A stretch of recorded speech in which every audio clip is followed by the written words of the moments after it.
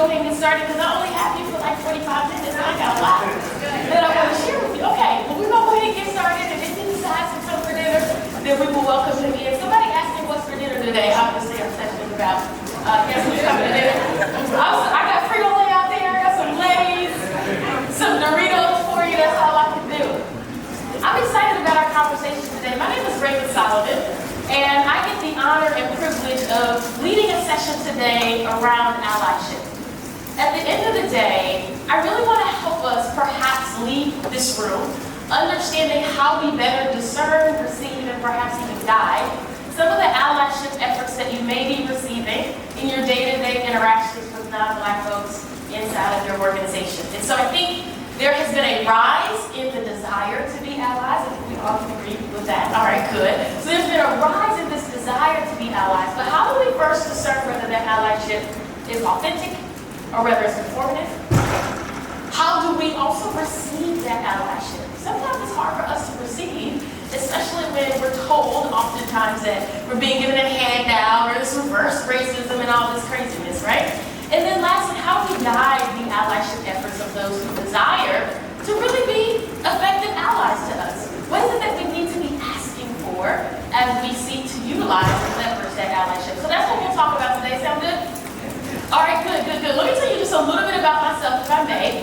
Again, my name is Raven Solomon, born and raised in Charlotte, North Carolina. Any Charlotteans in the building? More here than there are in Charlotte, right? It's interesting. Born and raised in Charlotte, North Carolina, currently reside in Atlanta, Georgia. Any ATLians in the building? Okay, all right, cool. I love it. I get the opportunity of being a keynote speaker by profession, so I get to travel all over the country, if not the world, and really help organizations get what I call future ready, and helping them understand how to make spaces more inclusive in preparation for the diversity of the future, if not the diversity of now. So that's what I get to do for a living. I spent the first almost decade of my career with this small company you may have heard of called PepsiCo, one of the sponsors for any PepsiCo audience? I just made that up. PepsiCo and no rhyme with that. You know what I mean. So I spent the first decade of my career in sales leadership. I currently have just a couple of ways that you can connect with me all over social media, but if you have any passion in the area of diversity, equity, and inclusion, I host a free show on LinkedIn every Friday called the DEIER. So I welcome you to join that whenever you get the opportunity at 11 a.m. Eastern Standard Time. I also have a podcast called The Generational View, and you can see some of the clients I get the privilege of working with day in and day out. So that's a little bit about me. Let's get into our conversation today. I'm going to be asking you to respond via text to respond a time or two. So do me a favor, go ahead and pull out your cell phone that I know is like 2 inches away from you. Max.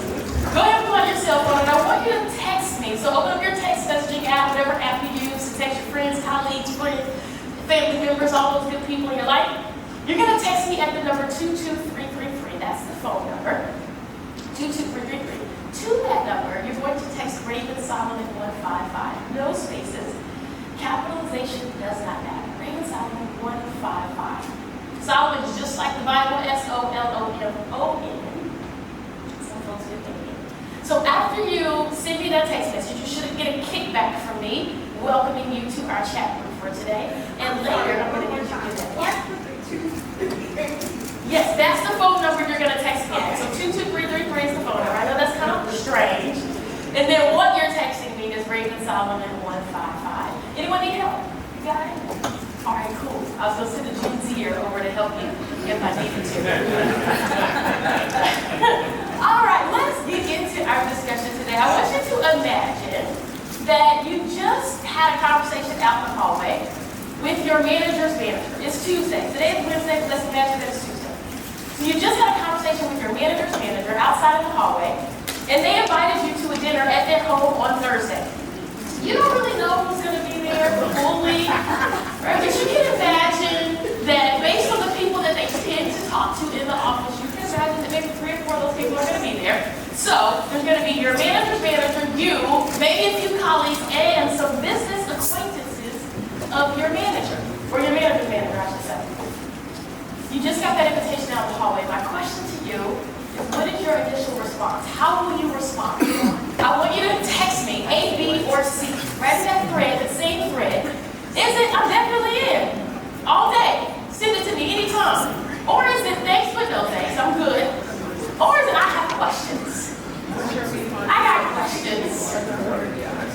before I respond in any capacity. I got questions. All right, so leading the way, 60% of us say I'm in, full stop. We got about 10% of us, a little bit more, who say thanks but no thanks, I'm good. And then we have almost 33% of us who say I have questions. I don't blame you for having the questions. So what we're going to talk about today, I'm going to give you 6 questions that I think that I would admonish you to consider when receiving potential allyship efforts or invitations like this from non-Black colleagues, okay? So let's get into these questions that I think you may want to ask. The first question is, does this person support diversity, equity, and inclusion efforts within your organization? Does this person demonstrate commitment to diversity, equity, and inclusion? So it's not just, hey, I support this, I'm behind this, you've got my full support, all the things that our fearless executive leaders often say. I'm in this for the long run, we're dedicated, we're committed. We really want to see the action, right?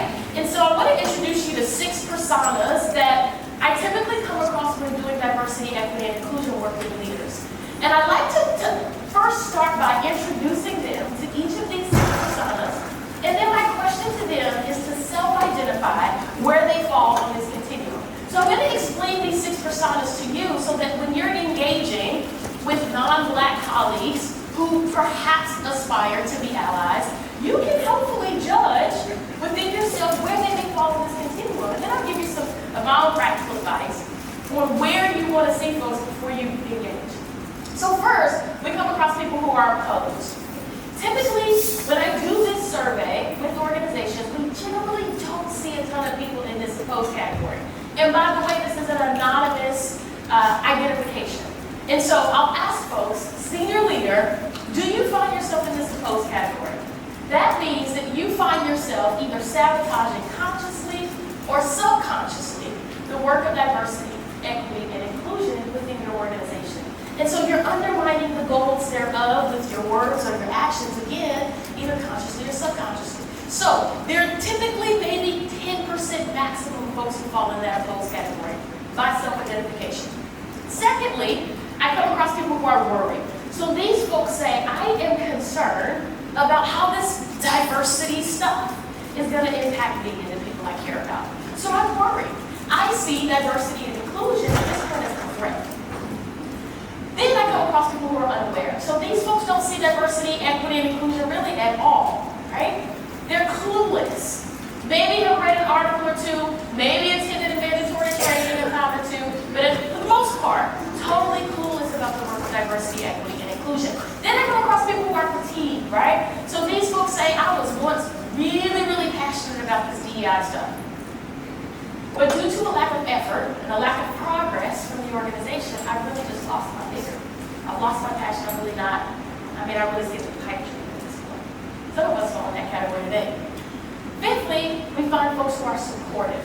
So these folks say, I am passionate about this DEI stuff, right? I understand its value from a business standpoint and from a moral standpoint.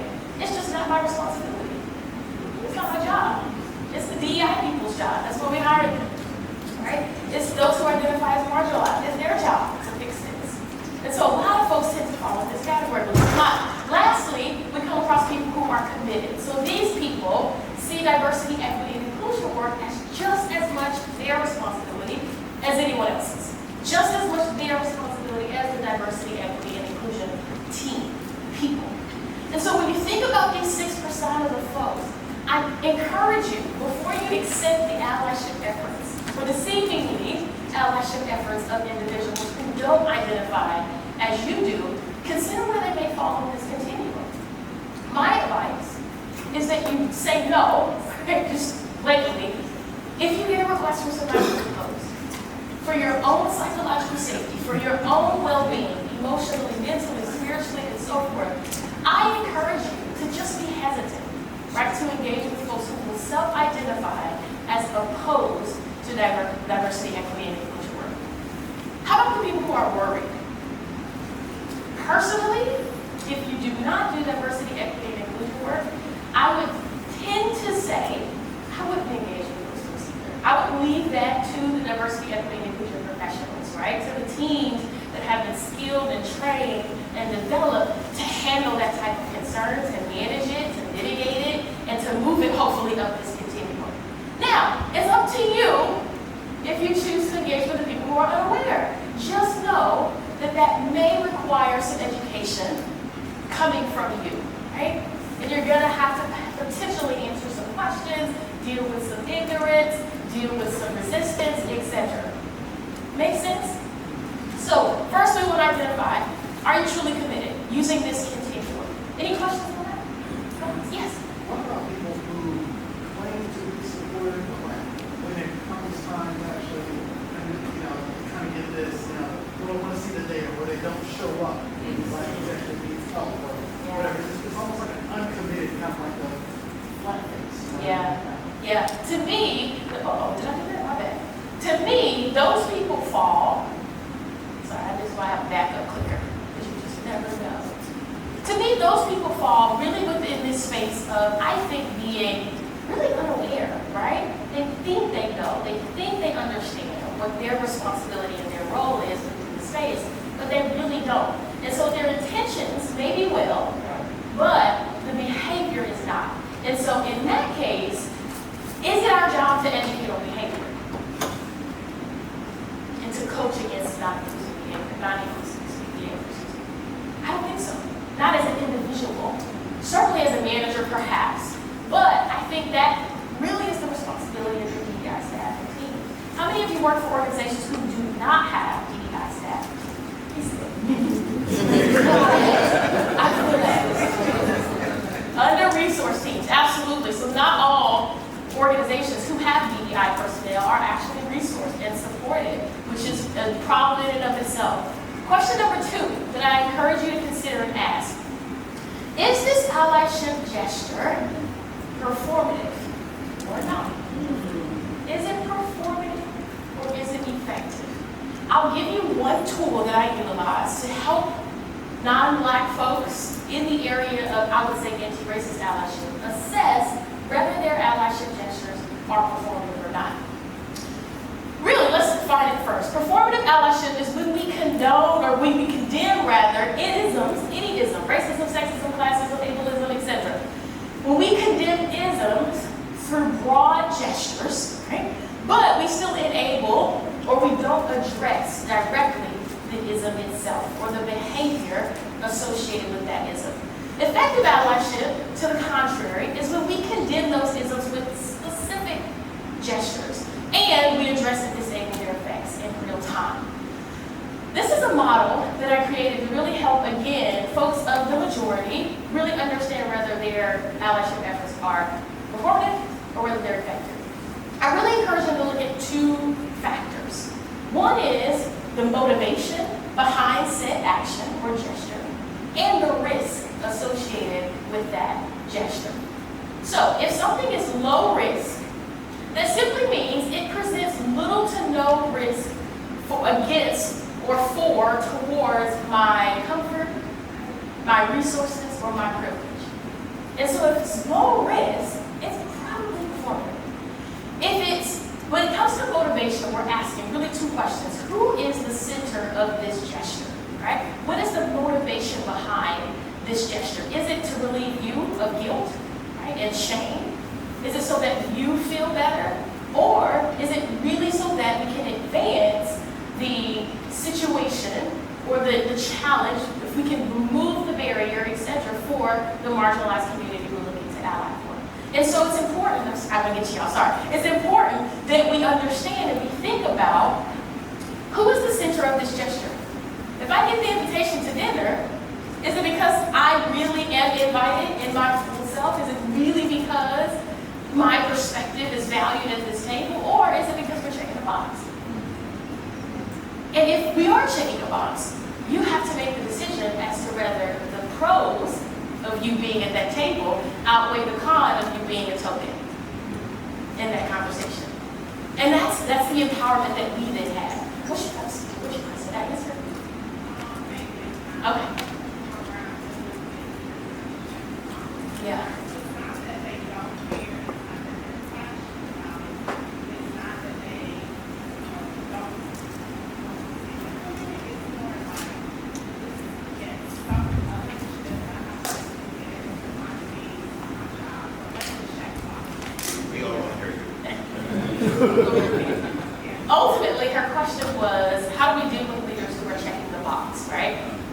And I don't know, we may get to, answering that question in some capacity here, but if I may, we're going to table it for maybe a one-on-one discussion, simply because we may have 20 minutes on it. But that's okay, all right? Is your question simple? It is, so I'll just put it out there so you can say it. But when it comes to allyship and someone perhaps mentoring because of preferred for it makes me feel good to be someone who is looking out for you. And the other thing is, I feel like many of us have well-preserved skin, and so when someone thinks that you're young, they're much more likely to want to cradle you in this way. And I got a mom, and I got a dad. And what I mean by that is, if you were really down to help me, here is the way, similar to his question, I'm asking for your leadership and sponsorship, but I don't want you to just form your version of help on me because you think I'm young, you think I need direction, and so on. So hopefully you'll just wrap that up. Yeah, no, I appreciate it. It's the saviorism, right? And we will get to, towards the end of our presentation, some of the things that I encourage us to ask for as it relates to allyship, and one of them is sponsorship and mentorship. Are you guys saying something? Yeah, so I'm just going to ask, hi everyone, DK Bartley, Moody's Corporation. So I just want you all to hold your questions to the end, just because if we do this, we'll never have Raven get through. And when I tell you she's got some nuggets, she's got some nuggets. So I promise you we'll take all your questions during the end. Thank you, DK. DK is our host for today, by the way. We were waiting on you, but then they said I should go ahead and get started. They said it. I said it. All right, cool. So let's get into the third question. Question number 3. Will I be safe? Will I be safe in this space? And when we talk about safety, we're not solely talking about physical safety, of course. We're talking about psychological safety. We're talking about your mental health and well-being. We're talking about your emotional health and well-being. And, of course, we're talking about your physical safety. Now, if there is a situation in which you feel as though your physical safety is at risk, we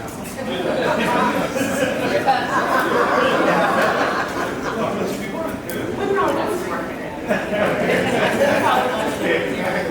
That's just real, right? And there have been times as an entrepreneur doing this work out on the road, I think I was in the middle of Arizona, where I literally felt my physical safety was at risk. But that's as an entrepreneur, right? And then I get to make the decision to disengage. You have the power to make that same decision for yourself inside of your organization. Do I continue to engage if my physical safety at any point is within risk? Psychological safety is really your ability or your comfort in bringing your ideas, your thoughts, your concerns, your feedback to the table in a verbal manner. Is that welcome? Is it appreciated? Is it valued, right? Is it respected? If it's not, then that means there's a lack of psychological safety in that space. Should we give feedback on that, right? Can we give feedback on that? Your mental health and your emotional wellness, that matters. Will you feel as if after this conversation or this dinner party, will I be able to focus and function when I go to my work the next day, or even within the space? Will I be emotionally drained? Maybe you might. But again, weighing those pros and those cons, what I want to encourage us to think about, now this may ruffle a little feathers, okay? But I like ruffling feathers. Safety does not equate to comfort, right? I might be uncomfortable, but I can still be safe. And I might be safe, right, but be uncomfortable. Or the opposite. There have been situations where I felt really comfortable, but I was actually unsafe because I was unaware of my surroundings, right? Wasn't thinking. And so the question is, when you're thinking about your safety, I would encourage you to literally make a list. Under what circumstances do I feel unsafe?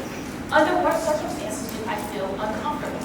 Am I willing to feel uncomfortable for the sake of my pros, right? Going into this conversation or going into this dinner. Also knowing, this is something we encourage the majority, for lack of better words, in diversity, equity, and inclusion work to embrace this. And so, what amount of discomfort is appropriate for us to embrace in these conversations and in these dinner parties for the sake of the pros, right? We weigh the pros and the cons. All right. ask ourselves as we think about whether we're taking this dinner invitation or not. Will there be an ally, an advocate, or an accomplice present? It really doesn't matter what we call them, whether they're allies, they're advocates, or they're accomplices. The list goes on, co-conspirators, and all of these things that we come up with in the DEI space. All it means is, will I have support there? Is there someone there that if something goes awry, if someone says a comment that is off color and I don't feel either safe or responsible or emotionally available to combat said comment, is there an ally or an accomplice in the room who can do that for me or with me? That matters. That matters. So in other words, we're asking ourselves, I figured y'all might appreciate this. Who over there? Who all is going to be there? That's important. That's important. Am I going to have an ally or an accomplice in this space? That matters, right? Question number 5. Question number 5. What are my goals? How might this opportunity help me accomplish those goals? I want to give you a couple of examples of what your goals might be, right? Maybe your goal is to make known your career aspirations. This is a phenomenal opportunity to do that. Maybe your goal is to throw your name in the hat for an upcoming role. Great opportunity to do that. Maybe your goal is to secure more funding or resources for a project that you're working on. How many of you are part of your ERG, your Black ERG, African Unity? We always need more money for those ERGs, right? This is a great opportunity to advocate for better resources for your ERG. Maybe it's to identify a sponsor, to secure a sponsor within that room. Maybe it's to broaden your network. Whatever your goals are, we've got to figure out how we get them accomplished in that room or through the allyship efforts that exist amongst us, right? We have well-meaning folks. How do we leverage that meaning? The other thing is strategy. You don't want to go into the space without having a clear strategy as to how you're going to get those goals met and accomplished. So when you think about your strategy, you're thinking about who do I need to speak to get my goals accomplished when I'm in that space? How do I want to address it? Do I want to do it at happy hour? Do I want to do it at the dinner table? Is it just me and them? Do I want everybody there? Thinking about that, right? Can a warm introduction be made? Is there someone in the room or even before the space to make a warm introduction for me to have a deeper conversation with this individual? Is there someone who can provide me some advice on how to execute this strategy inside the space, right? Many of us have mentors, sponsors even. This is a good example of what we should be asking them, what we can be asking them in our conversations. Question number 6. What do I do if an off-color comment is made? Sitting at the dinner table, someone says something interesting. Or maybe it's around the circle at happy hour, the fire pit, whatever it is. Someone says something that's inappropriate. What do? I want to introduce you to just this juxtaposition, whatever we want to call it, a different way to think about calling folks out. Have you ever heard of calling people in? Anybody ever heard that? Okay, so maybe 1, 2, 3 people in the room. When we think about self-advocacy, oftentimes, especially in a public forum, if you will, we oftentimes think about calling people out. We think about, because that's what we most see, right? We think about calling people out in public, really calling folks out. All that is bringing public attention to an individual, a group, or what have you for harmful behavior that they committed. There's a place for calling folks out. Trust me. It's necessary. Calling people out really serves 2 purposes. It serves the purpose of letting the person, the committer of said microaggression, ism, what have you, letting them know their behavior was harmful. But then it also serves the purpose of letting others know that their behavior was harmful. And so in certain circumstances, it's appropriate that we call folks out. It absolutely is. In this circumstance, if you're 2 levels above the individual that's invited you to dinner, right, and they are the one that perhaps committed this microaggression or said something that was off color, probably don't want to call it out, right? We probably don't. Not unless we don't want to work there anymore, and that's okay. Or unless we're totally fine with where we are within the organization, that's okay too. I would encourage you to think about perhaps calling them in, which is just a different way of bringing attention to the behavior that was harmful. The difference between calling someone out is public, calling in is really an invitation to a one-on-one or a small group discussion to help them understand the harm within their behavior, right? And so it serves the same purpose, except for it's not designed to call others' attention to the harmful behaviors, but just that individual. And so the difference really is it's done with a little more compassion, it's done with a little more patience, and perhaps a little more understanding, if you will. Now, everyone is not worthy of calling in. Also, you are not always in a position to call folks in. And so here's some things I would consider as you determine whether or not you're going to call someone in or out in circumstances. First thing is the influence that you have. Do you even have the influence with this individual to make a change in their behavior? Are they going to listen? Are they going to be receptive? Or is there someone else with better influence that you have a relationship with that you can potentially tap or engage to do this calling in for you or with you? So influence is another. Safety is, of course, another. If you feel as if your safety will be jeopardized in you calling in or out someone, specifically in, then I would not do it. Openness. Has this person, we're going back to question number 1, right? Has this person demonstrated any degree of openness and commitment to learning, to doing better? If they have, then perhaps my calling in will be well received. If they haven't, maybe I don't do it this time, right? Maybe I encourage and engage someone else to do it, perhaps an ally. Ooh, this is an important one. Capacity. Do I have the capacity, emotionally or mentally, to call someone in right now? If I don't, I won't, right? Maybe I engage an ally or an advocate. This is a great way, right, to put those allyship efforts to use, if you will. Lastly, capability. This is an important one because when we call folks in or we call folks out around any degree of infraction or harm that they committed, we are in some way going to have to provide the feedback, right, around why said comments and behavior was harmful, why it was inappropriate. So there's a certain degree of awareness and education that we probably want to have as we call folks in or out.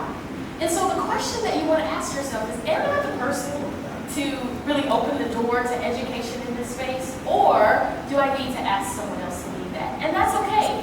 Just because you're black, you're not the expert in blackness. Right? You're not the expert in racism or anti-racism or black experience. You're not, right? And so it's okay if you don't know how to explain the history of the black experience, right, in America. So who do we engage? Is there a DEI staff member we can point them to? Those are the things I encourage you to consider as you think about calling people in, knowing that it's not always your responsibility. Quick tool to help you provide that calling in feedback when you're in the moment. I call it IBI. It's intention, behavior, and impact.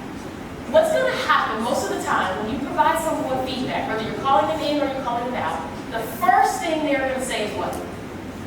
That wasn't my intention. I didn't mean to. You know me. Right? I don't have We eat lunch together. That's not my heart. I've got black friends, you know. It just goes on, right? That's not my intention. So the way that I help folks understand why their behavior was still a problem, right, beyond their intentions, is helping them understand the difference between their intention and the impact of their behavior. And so it could be, hey, John, Sally, whoever, I know your intentions were X, Y, and Z. However, your comment impacted me in this way. And so, the connection between intention and impact is behavior. Between what you intended and what actually happened was the behavior that you exhibited or demonstrated. And so it's a good way to help folks differentiate between what they mean and what actually happened. And so explaining the impact is sharing with them the harm that was caused. And then it's not your responsibility necessary to help them connect that harm to the behavior, but you could if you desire to. The real thing here is we're helping them differentiate between their intentions and the impact of their behavior, right? And so what we hold folks accountable to in inclusive leadership and inclusive capability accountability and all of those things is not your intentions. We're holding them accountable for their behavior and the impact thereof. So it's a good way to help you explain the difference there. All right, last question. I gave you a bonus question. I gave you 6, but I feel like I needed to give you one more. So this is my bonus question. Let's say you don't have any goals that you want to ask for within this dinner party or whatever. It could be golf, if you will. What should I be asking for if I don't have any specific goals? There was a study recently done by LeanIn.org and McKinsey & Company. And I think over the last 3 to 4 years, they've done this holistic study where they sought to understand the state of women in the workplace. And so this particular study was done last year. They surveyed about 65,000 employees over the course, if you will, of a year and across 400 plus organizations. And here's what they found, right? They asked specifically women, what are the most effective allyship efforts from other folks, right? What does effective allyship look like? So they came out of that study with 5 key actions. Here they are. Mentoring and sponsoring,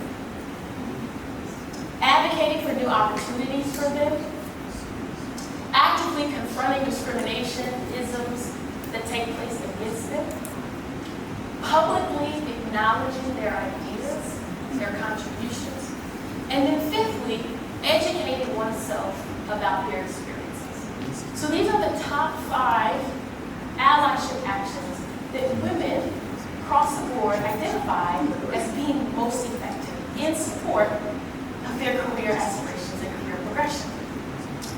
I want to show you now the percentage of employees surveyed who are actually acting upon all 5 of these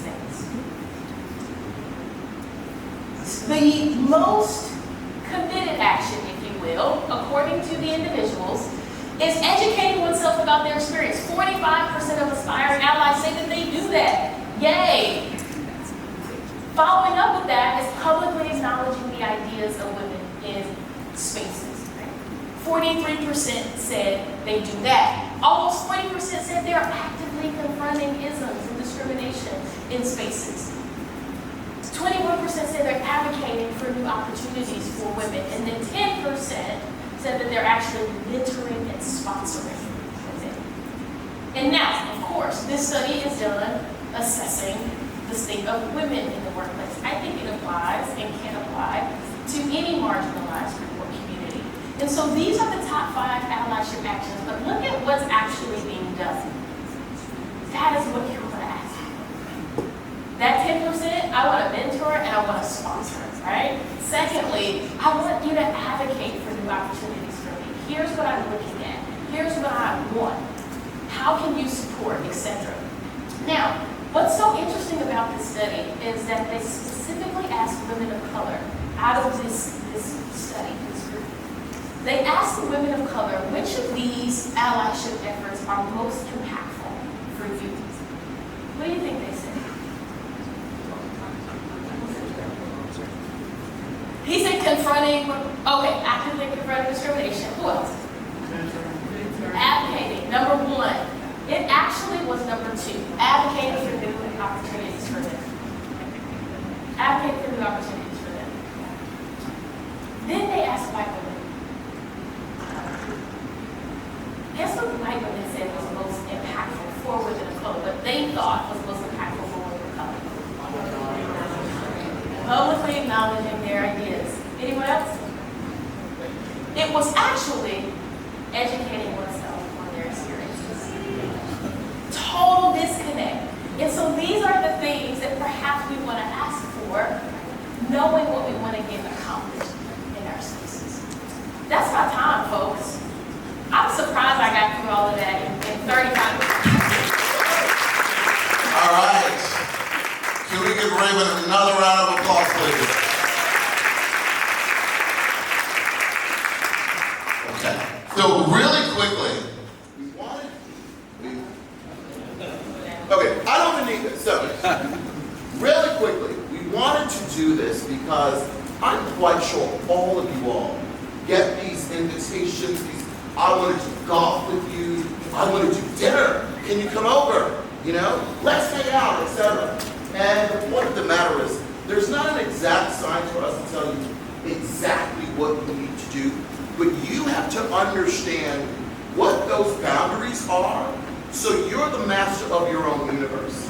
And if you are going to go on these excursions, these dinners, these golf outings, whatever it is contextual. You're not just going and wasting your time, but you're either doing something to advance your career, right?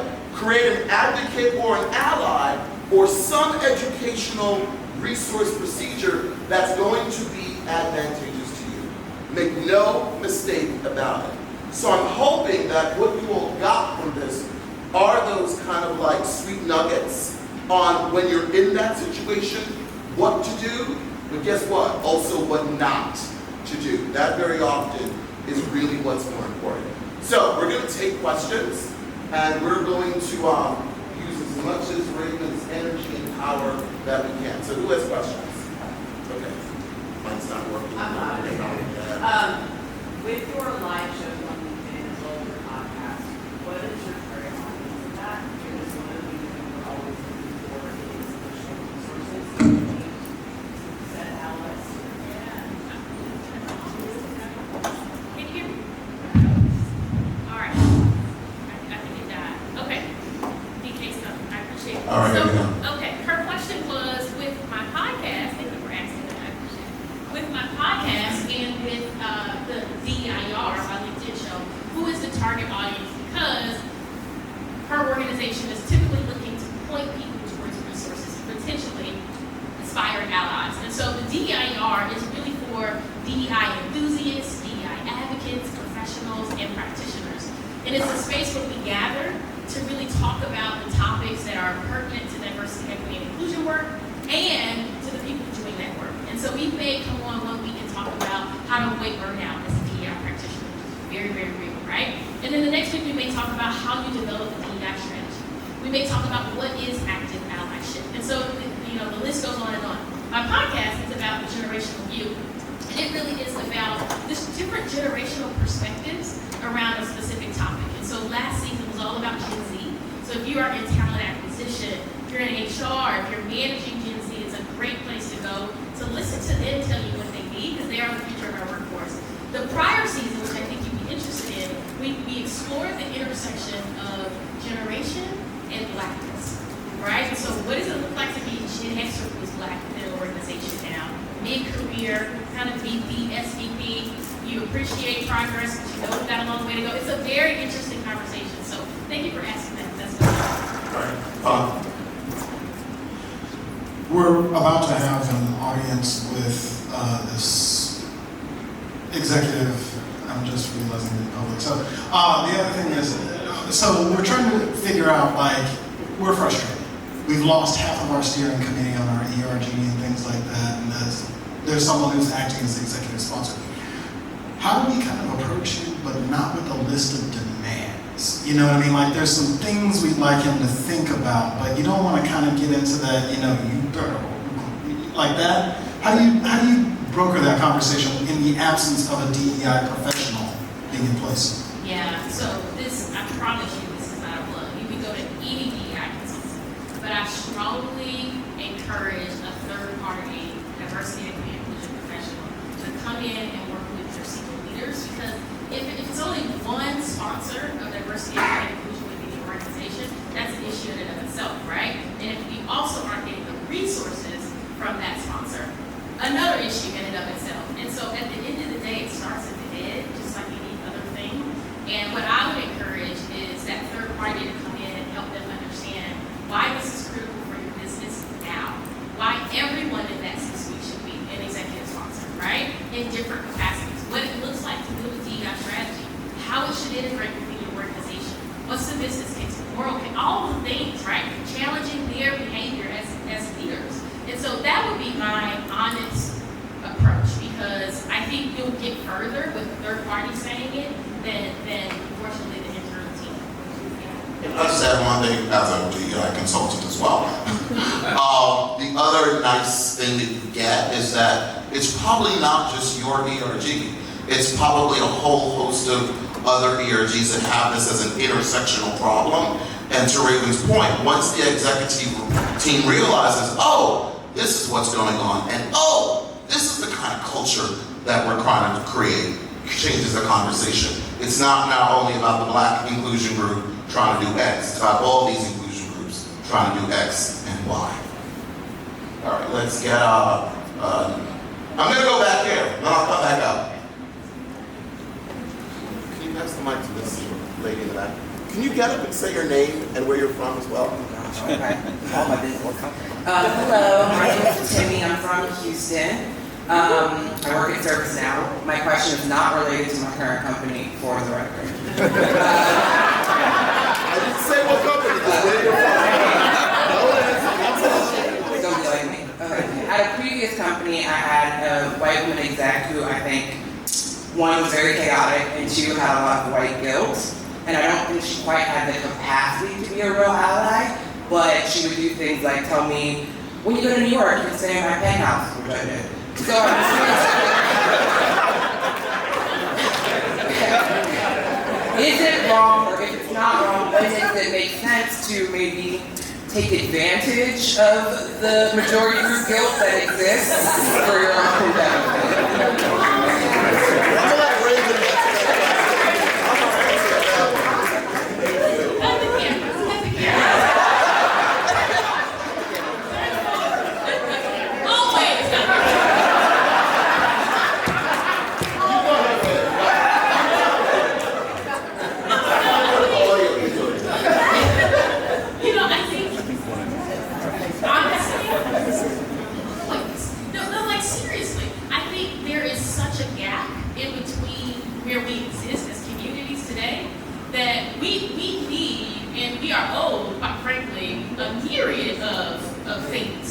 reparations included, right? And so how do we get personal reparations when the opportunity exists? And so I am not opposed to that. I think where we may have some degree of responsibility is perhaps in helping her understand what is helpful about her behavior and perhaps what's not, what is harmful and what's not. And so it's a two-way street of giving and receiving.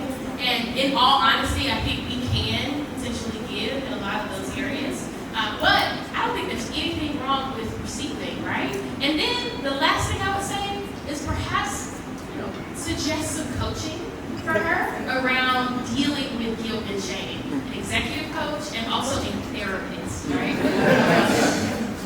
Therapist first. All right. Therapist first. So. How you doing? John Watkins from Indianapolis, here in New York. I had this problem. What advice would you give for when conversations start to get a little realer? And how do you follow the lead? For instance, since I'm in New York, F-bombs start getting dropped, and I don't initiate, but I'll follow it, sure. I'm right there. I'm thinking, we had a real good conversation, and then sometimes my wife is like, "What the did you just do?" And I'm like, "Oh, because I'm just following the lead." I'm new up to corporate America, so I don't know really what to do sometimes in those situations. I'm like, "Oh, we just had a real conversation. That's great." And so, like I said, sometimes my wife's like, "No, don't do that.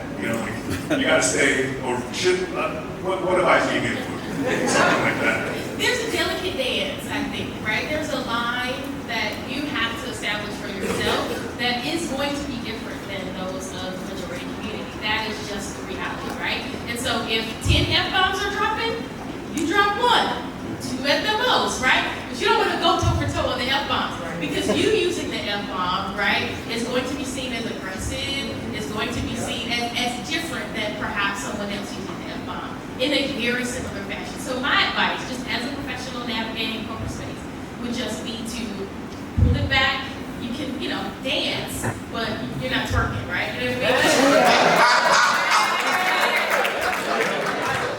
Dance, but don't twerk. All right. That happens to me all the time, not with the F-bomb, but I'm Jamaican, right? So unless you ask me, I'm not going to tell you I'm Jamaican. There's no need for me to do that. But very often when I'm in these circles and they hear, it's like, hey man, go to Jamaica, you might get some good weed and it's like, I gotta educate them that never done it, not my circle, boom, boom, boom. It's like, don't assume because someone's Jamaican that I'm like lighting up all day, all night, or, etc. So I share that with you because you've got to have boundaries. So similar to what Raymond says, you can dance, but you gotta know how much you're gonna dance and how much you're gonna turn up. Because if you do it too much, it can actually work against you. And you'll hear, well, I went out with Bob and he just kept dropping the F-bombs. And it's like, Bob didn't even start with F-bombs. So you gotta be really careful of that. All right, other questions? Also, it's 3:50. I think our time is over at 3:45. So just if you got a dash, you totally get it. But I'll stick around for some questions. Yes, Raven, Wendell Holden, Atlanta, Georgia. How do you go about getting the invite to come to dinner? In the workshop, it dealt with you have the invite, but how do you go about getting that invite? That's a good question. I might pass that to DK as the executive, but Okay. So here's my philosophy. You know who those people are that not everybody does it. And once again, boundaries, just like you have yours. People on the executive team at work, they have boundaries as well. So most people will not invite you to their home. But if you want to get that invite, or if you want to go golfing, right? Like where I work, there's a lot of people that golf, right? So I know that if I'm in that circle, at some point someone's going to invite me to go golfing. And the reason why I bring this up is because I'm just learning golf, right? So I've been talking about it, and now I have like 8 invitations to go golfing. And to be honest with you, some of them are not necessarily people that I want to hang out with, but they're good golfers. And because of that, I'm going to take advantage of those invites. So my advice to you is you got to put yourself in that circle, depending on what kind of social activity it is that you want. Is it a sports thing? Is it you want a meal? If you want to go get some housing advice because you want to live in a certain neighborhood, you've got to make that decision based on where you work. And it happens at different levels, right? You have your executive level, the people you work with at your level. You just got to figure it out and figure out what that niche is. Yeah. And put yourself in that circle. I would definitely agree that insertion is key. Like, how do I insert myself in a good way? Is building the relationship, right? So after the meeting, I am the one going to happy hour. I am the one hanging out. Even though I'm emotionally drained afterwards, I sow the seed so that it yields fruit in the end. Hello, you Tampa, Florida. We have a situation in that we have a lot of allies in our Latino resource group. And they come in excited, ready to go, do a lot of things. But once they actually hear our story, hear the stress that we go through and the emotions that we go through, then they kind of lose a lot of enthusiasm and it's too much for them sometimes. So do you have any advice on how do you navigate with us being, want to stay authentic? How do you navigate that relationship with true allies who want to support, but seems like it's too stressful to walk on the journey? Yeah. So, again, another way I think third parties become beneficial, and not even the third parties in the organization, but maybe it's your learning and development team coming into effective allyship training. Because I don't think it's your responsibility as the employee resource group to teach them how to be effective allies. In fact, there are a lot of organizations who have allyship resource groups, right? So it's this secondary space where they can go and develop their allyship capability. Because I don't think it's the employee resource group's responsibility to tell someone how to advocate. Now, is it your responsibility to tell the business how to advocate? Sure. You gotta tell the business what you need? Absolutely. But individually, I don't think it's your responsibility. But that's just my candid response. I would encourage you to advocate for allyship training and development for your white allies. Other questions?